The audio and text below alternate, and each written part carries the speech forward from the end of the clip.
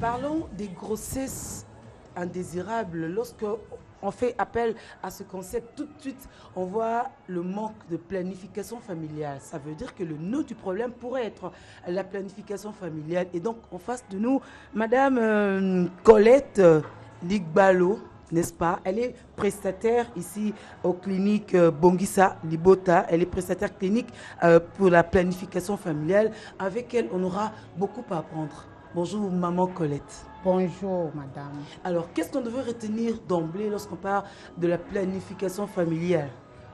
La planification familiale, ce sont des moyens, ou bien des informations, ou bien des techniques qu'on a mis à la disposition de la population, du couple, ou bien de la femme, parce qu'il y a des femmes seules aussi. Ces méthodes ou bien ces techniques qui lui permettent d'avoir des enfants au moment voulu et au nombre voulu. Donc, pour éviter de grossesses non désirées. C'est ça qu'on peut parler de la planification. Mais dans cette planification, il y a des techniques, mais ici, à la clinique Bongissa Libota, on offre aussi différents services. Il y a différents services qu'on offre. Il y a d'abord la planification familiale. Il y a aussi, puisque c'est un centre de santé aussi, il y a aussi les consultations générales. On reçoit presque tout le monde ici. Il y a les consultations gynéco, puisqu'en santé de la reproduction, il faut aussi, ceux qui cherchent aussi des enfants, il faut aussi les soigner aussi. Donc, il y a les consultations gynéco et consultations de stérilité. Il y a d'autres services sont là. Il y a les labos qui est là, les labos vraiment bien, avec tous les examens possibles. Il y a l'échographie qui est là. Il y a les services, après avortement, soins après avortement. Parce qu'il y a aussi certaines qui ont des grossesses non désirées qui avortent. Donc, il y a les services soins après avortement.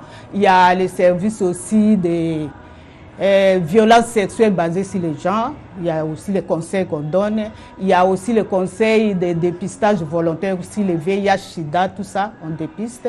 Il y a différents services, mais en général, c'est si la planification, donc ce qui concerne la santé de la reproduction, quoi. Oui, Madame Colette, nous constatons qu'il y a une panoplie de services au sein de votre clinique. Mais pourquoi on doit planifier les naissances? Pourquoi on doit planifier? Il y a beaucoup d'avantages, hein, puisque d'abord pour la maman doit récupérer sa santé après l'accouchement. Il y a l'enfant qui est là accouché, il faut qu'on puisse faire grandir cet enfant-là, il faut un espace au moins de 2 à 3 ans.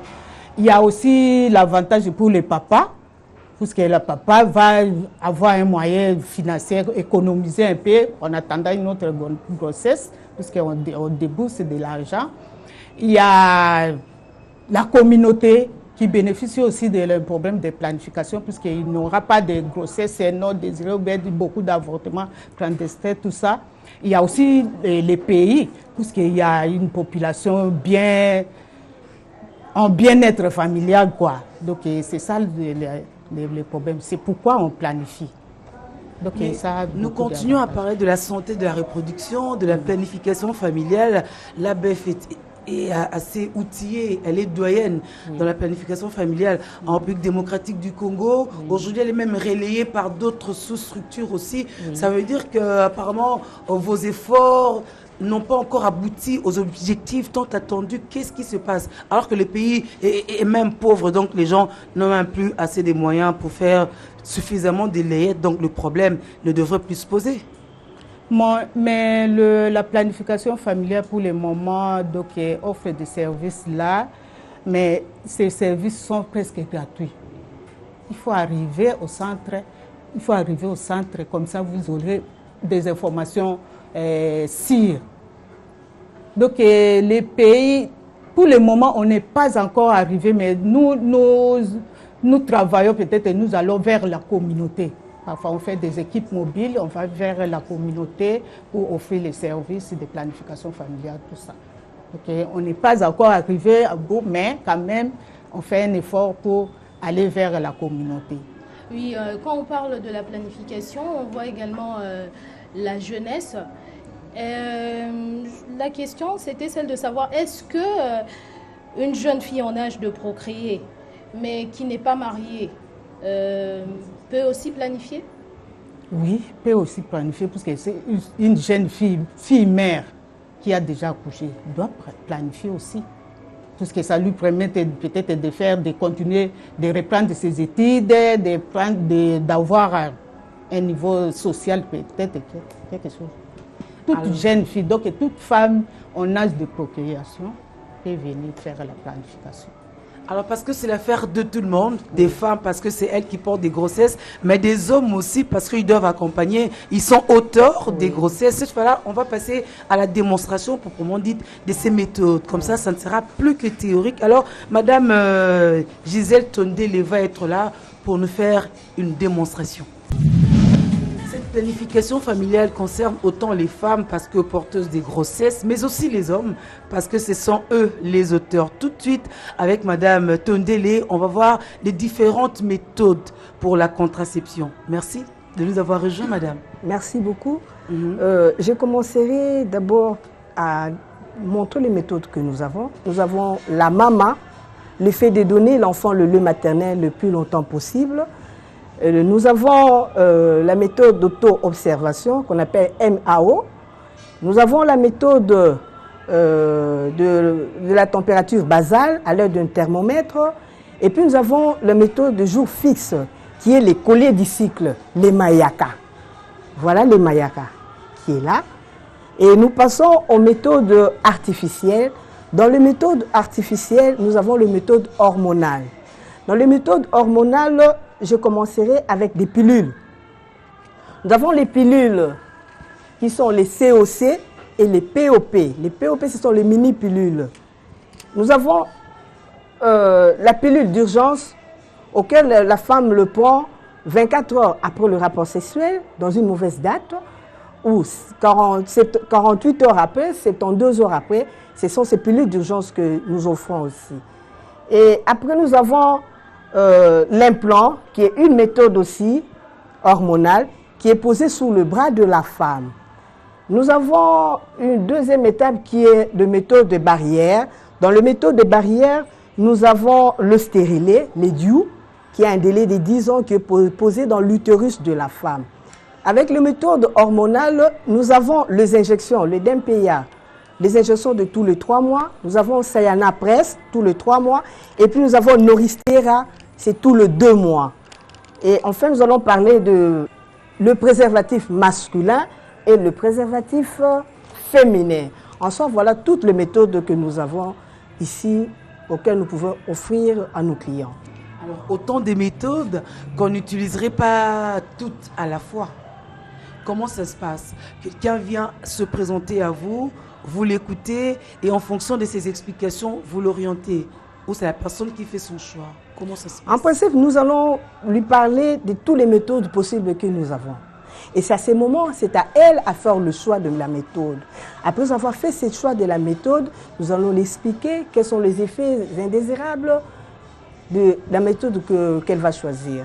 Mais alors, quelle est la méthode qui est la plus prisée par ceux qui viennent vous consulter? Au fait, ceux qui viennent souvent nous consulter, ils ont préféré toujours une méthode à longue durée. Je donnerai l'exemple de les implants et le stérilet. Ce sont des méthodes à longue durée.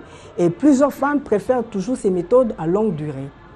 Qu'en est-il des hommes qui viennent pour choisir des méthodes ou qui viennent en couple? Tout à fait. Il y a des hommes qui sont accompagnés avec leurs femmes. Ce sont les couples. Et c'est à ces moments-là, ils font le choix. Il y a certains qui viennent déjà avec leur méthode déjà choisie. Et nous allons faire ne fût-ce que ce qu'eux ils veulent. Parce que c'est leur volonté que nous devons ne fût-ce que faire pour qu'ils soient aussi heureux. Alors nous vous remercions pour vos explications. Isabelle. Oui, mais de toutes ces méthodes, il n'y a pas de crainte, il n'y a pas de risque de toutes ces méthodes. Bon, le risque, je dirais peut-être les effets secondaires, en quelque sorte. Mais parmi les effets secondaires, cela dépend d'une personne à l'autre. J'ai donné l'exemple de la quinine. Nous sommes à 3. Moi, je peux prendre la quinine et quand je les prends, je suis très forte. Mais par contre, quand vous prenez la quinine, vous ne supportez pas. Et maman, quand elle prend la quinine, elle peut quand même supporter légèrement. Donc, cela dépend d'une personne à l'autre. Alors, qu'est-ce qui pourrait justifier qu'après avoir utilisé une méthode pendant qu'on observe cette méthode, on se rende compte que la femme tombe quand même enceinte? Ça n'est jamais arrivé? Oui, c'est ça que je dirais. Il y a 99% de réussite, il y a 1% d'échec. Ça arrive aussi. Ça arrive parce qu'on reçoit aussi des cas. Une femme qui était sous méthode, elle est tombée grosse. C'est peut-être une erreur, c'est un échec aussi. Alors cette fois-là, il faudrait quand même qu'on voit aussi les gens qui les ont utilisés, que peut-être vous avez pris en charge, hein, qui nous expliquent comment ça s'est passé avec eux. Parfois, les témoignages sont plus forts quand c'est dit par la personne concernée, n'est-ce pas? Alors, on vous dit merci. Merci beaucoup. Merci. Il faut bien des bénéficiaires, il faut bien des utilisateurs pour pouvoir démontrer que ces méthodes existent et que ça peut aider une bonne sexualité, n'est-ce pas? C'est le cas de Nivrette Kanga. Elle s'appelle Kanga, mais à Kanga Pemabota. Elle est mère de 4 enfants. Alors avant, on s'est pompé, mais avec ces méthodes, finalement, à Kanga, elle s'est aujourd'hui planifiée et elle est à l'aise. C'est parce que Aibiko planifié, ça lui permet, il y a aussi la basuki, ça lui permet de la papa. Ça lui permet d'occuper dans la fête, n'est-ce pas? Et donc, témoignage, tous avons besoin pour na bande kubisusu ya basi et puis ya mibali au bae raté to bandima ou bien pour la bango musale za ka moko na vie, c'est faire des enfants, n'est-ce pas? Alors, Tongi Kao, bonjour, Nivrette. Maman.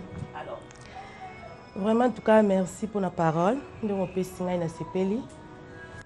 Nazali moko nazopesa témoignage pour na baka oyo baninga msu bazwa kipenga mo naza victime nango, mais vraiment en tout cas ezalaka ni bandeli pasi pour ngai nazwaka baka moko ya pasi nazali kolandisa mabota au sentir même fête ezali papa komema ote parce que naza na temps wana te toujours nazaka na bana nazana mwana bana ba olandana vraiment esala nga bien te même nzoto nanga ezaki vraiment malamu te. Mais banda na mona ba ndeko batambolaka ba adibisi bandeko wana bayaka ba solo na ngai vraiment en tout cas ba sungaki ngai ya mingi nde balakisa nga clinique bongisa libota na kendaki nazoki oya ngai moko ya méthode na sepela nango vraiment la minute on a calme banda na pemi naza na 4 enfants mais banda na zwa tonga nga na ti lelo na ko bakisa moko na banda na bakisa ti lelo 7 ans yango en tout cas na vandi. Madame Nivrette, il y a solo aux années sengolelo pour PMI après autant d'années olandisa qui mabota oko koyebisa biso ndenge nini contact na yo et salema ki na bato a centre pour ozwa mateya nyonso yo sila ikozo. Bien, merci. Contact na ngai salamaki na mona bandeko na bia adibiso batambolaka bayaki pa moninga langa voisine langa nde bayaki basolo poye azwaka déjà ba méthode wana na yeba te na mona moninga abotaka po espacer mabota po kozanga pe koyeba kotuna yango esalaki peut-être bongo tant na yeko mona bayaki pa ina ye nazaki pe curieuse non na yeba eza ndenge nini nde ba bengi ngai ba loko bazaki kotambola de porte à porte ba yepe pa nanga ba expliquer nga ba proposer nga nazaki d'accord na ndenge ba mema nga na clinique. Et bongo na papa ya bana na yo, est-ce que ça e benda ki ko benda na te to emema ki ko benda na te kat na libota ko lukaka ko planifier na kat na libota, est-ce que ezalaki facile pour na bino boyo kana bo limiter ba mabota? Bien, en tout cas eza question mo bien na sepe na parce que tant on a yoki muninga na solo na bango to fixer na rendez-vous. Après, na tikali ko solo na papa na expliquer na talisie yepe amona ki on bien le parce que ko salo problème tenga te muninga to zalane asale la rango utiliser kango abi ça va le quoi utiliser kango to meka kenena ko zo makamnyo na clinique to yeba et bon to ken to yakana papa ensemble en tout cas zaki na e content na ndelelo makampe za tinde muninga bo siko olobi nini na bandeko bakolanda peyo. N'est-ce pas? Babiso kozi ofele, kaba pe ofele, n'est-ce pas?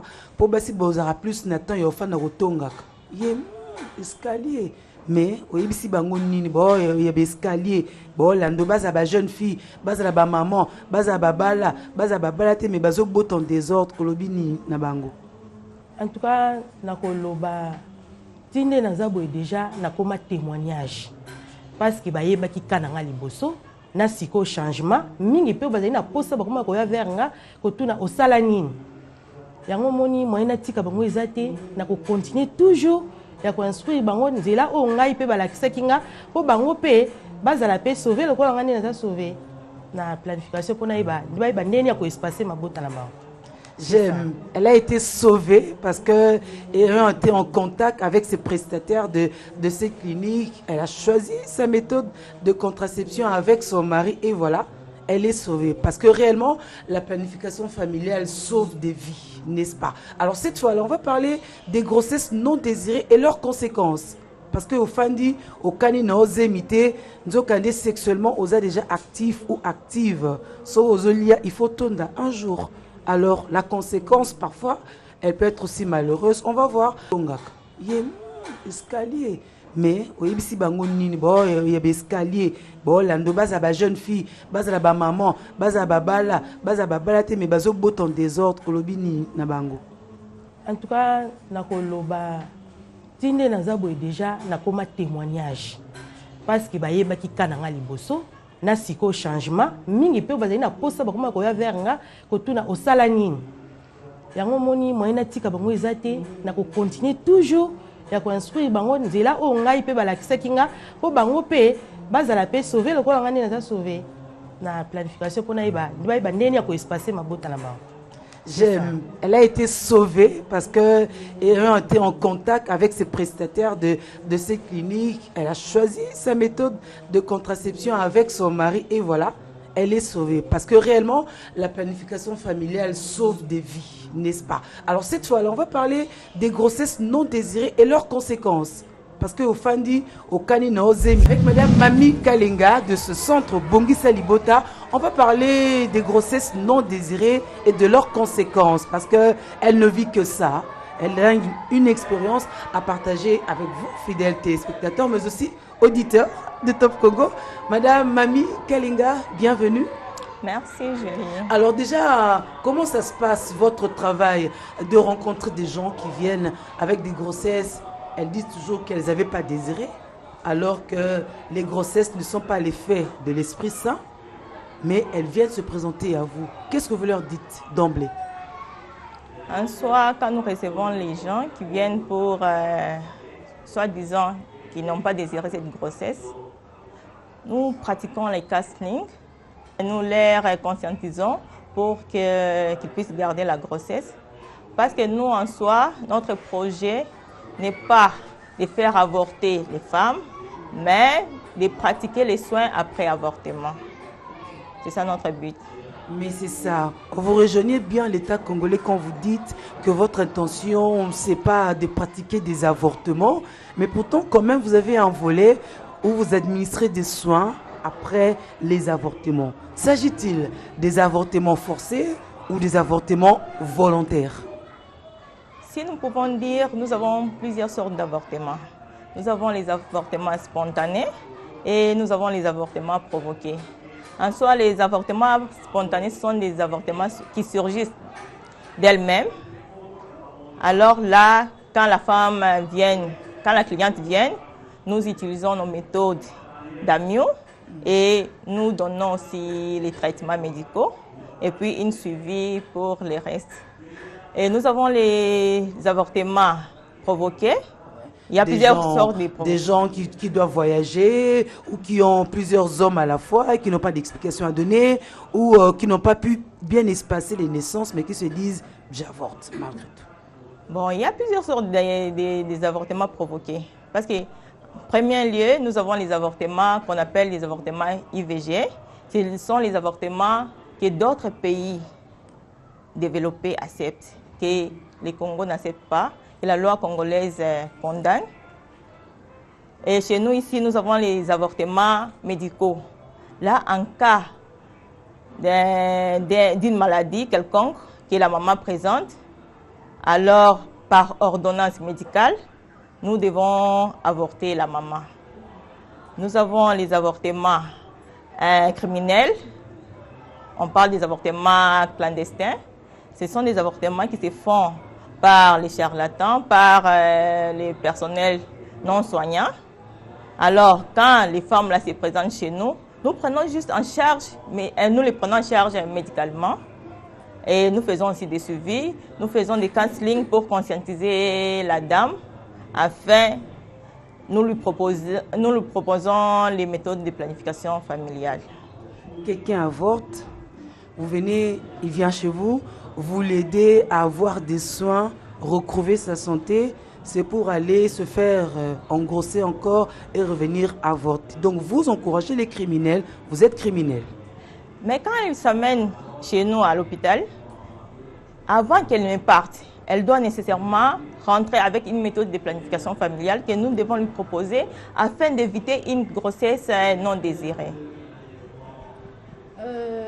Est-ce qu'aujourd'hui, il y a un souci par rapport à cette situation? Est-ce que, je voulais dire, pourquoi avoir pris cette option d'organiser un service des soins après avortement? Nous avons pris cet engagement pour organiser des services après avortement parce que nous avons remarqué des morts maternelles. Alors, pour aider la population, parce que la plupart des avortements, ce sont des avortements clandestins. Alors, la prise en charge n'est pas bonne. Alors, nous préférons, même si la dame va faire l'avortement par un personnel non soignant, et quand elle s'amène chez nous, nous devons la prendre en charge juste pour sauver une vie. Madame Mami Kalenga, vous êtes prestataire ici, vous avez une lourde expérience. Parlez-nous, avant de nous séparer de vous, des complications, les sortes de complications qu'il y a liées aux avortements. Merci Julie. Nous avons 3 sortes de complications. En ce qui concerne l'avortement, nous avons les complications immédiates. Nous voyons des frissons, des fièvres, des lombalgies juste après l'avortement. Nous avons des complications tardives. Nous avons des hémorragies prolongées. Nous avons aussi des hémorragies prolongées. Nous avons les septicémies. Et puis nous avons les avortements, les complications à long terme. Nous avons la stérilité chez la femme. Et nous avons les synéchies. Alors, est-ce que toutes ces complications, vous savez les prendre en charge gratuitement? Tout ça pour notre bongisa libota? Oui, oui. Chez nous, ici, nous avons une devise. Chez nous, notre devise, c'est la rapidité, l'urgence et la gratuité. Donc, tout ce qui se passe là, c'est gratuit. C'est pourquoi nous invitons toutes les femmes de venir. Ceux qui ont des problèmes gynécologiques, de venir, nous allons les prendre en charge. En ce qui concerne les avortements. Merci beaucoup, Madame Mami Kalenga. Oui, au-delà de tous les services que la clinique Tobongisa Libota offre à la population congolaise, vous avez organisé également une cellule qu'on appelle Mouvement d'action des jeunes de l'ABF pour justement pour sensibiliser les jeunes par rapport à ces questions de grossesse non désirée, ces questions de la santé de la reproduction. Nous allons recevoir maintenant Madame la Présidente, Mademoiselle Paulette Njeke, si vous pouvez faire place. Alors, Mademoiselle Paulette Njeke, c'est avec vous que nous allons atterrir. Vous êtes présidente provinciale du MAJ, Mouvement d'action des jeunes de Kinshasa. Qu'est-ce que l'on peut retenir de votre organisation? Quelle est votre spécificité ou votre particularité au sein de l'ABF? Merci. Le mouvement d'action de jeunes, le MAJ, c'est une branche de l'IPPF. L'IPPF, c'est la Fédération internationale de la planification familiale et nous sommes attachés directement à son association membre, donc l'AM qui est l'ABF Indel, l'Association pour les bien-être familial naissance désirable. Le MAJ, nous luttons pour que les jeunes qui sont nos semblables puissent adopter un comportement sexuel responsable, pour ainsi éviter les habits, toutes sortes d'habits et surtout les habits sexuels en milieu de jeunes et puis la délinquance juvénile. Qu'est-ce que ça veut dire un comportement sexuel responsable aux jeunes qui ne sont pas mariés? Ils sont chez eux à la maison, ils vont aux études, mais vous leur conseillez une sexualité responsable. Merci. Une sexualité responsable au milieu des jeunes. Je vais donner un exemple. Nous avons deux types de jeunes. Nous avons ce qu'on appelle le jeune, les très jeunes et le jeune tout court. Les très jeunes sont des jeunes qui sont âgés de 10 à 15 ans. Et les jeunes sont ceux qui sont âgés de 16 à 24 ans. Un comportement sexuel responsable, par exemple pour ces très jeunes, c'est par exemple l'abstinence, par exemple. Et puis l'abstinence va l'éviter un rapport sexuel précoce, parce que les rapports sexuels précoces, comme nous le savons, a aussi ses désavantages. Donc nous luttons contre tout ça. Pour les jeunes, les jeunes qui sont âgés de 16 à 24 ans ou au-delà, ils sont souvent dans les universités, dans des écoles au niveau supérieur déjà. On leur conseille bien évidemment l'abstinence, mais aussi on leur montre les méthodes contraceptives. Parce qu'un jeune, il est jeune, comme on le dit, il n'est pas responsable de ses actes souvent. C'est des responsabilités. Je donne un exemple. Prenons l'exemple d'une fille mère, une fille de 15 ans qui donne naissance à un bébé. On le dit toujours en lingala, moana aboti moana.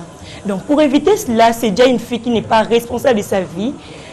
Pour éviter cela, nous parlons à des jeunes, nous allons dans les universités. La semaine passée, par exemple, nous étions à l'IFASIC, nous étions à l'ISP Gombe. Nous parlons à ces jeunes-là, comment ils peuvent éviter tout cela. Parce que nous avons un phénomène qui devient fréquent. Il y a des koulouna, on voit des avortants, on voit des filles d'ailleurs qui deviennent mères avant même l'âge avant l'âge de la majorité par exemple.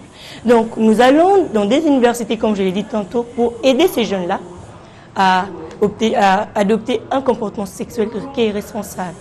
Oui, vous venez de dire tout à l'heure que vous faites des descentes sur le terrain, vous êtes dans des universités, dans des écoles.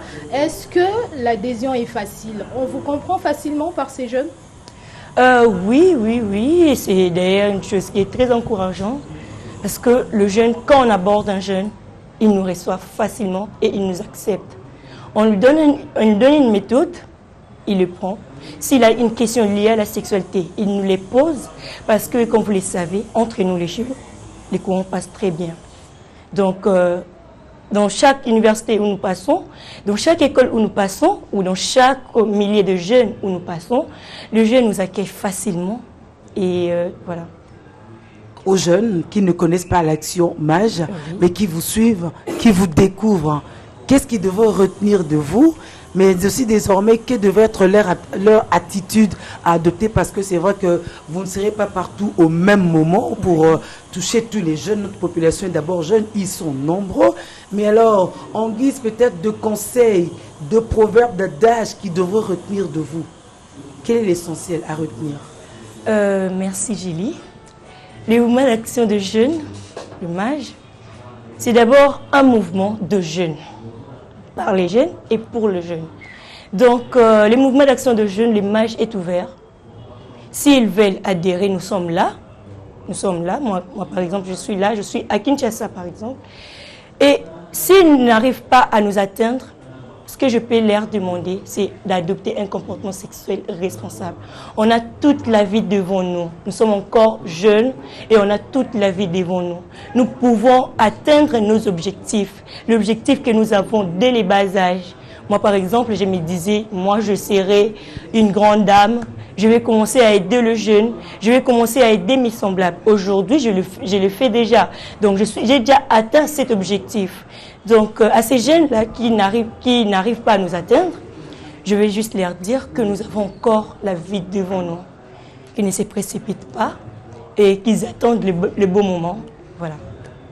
Peut-être une dernière question. Quelle est la tranche d'âge qui vous intéresse?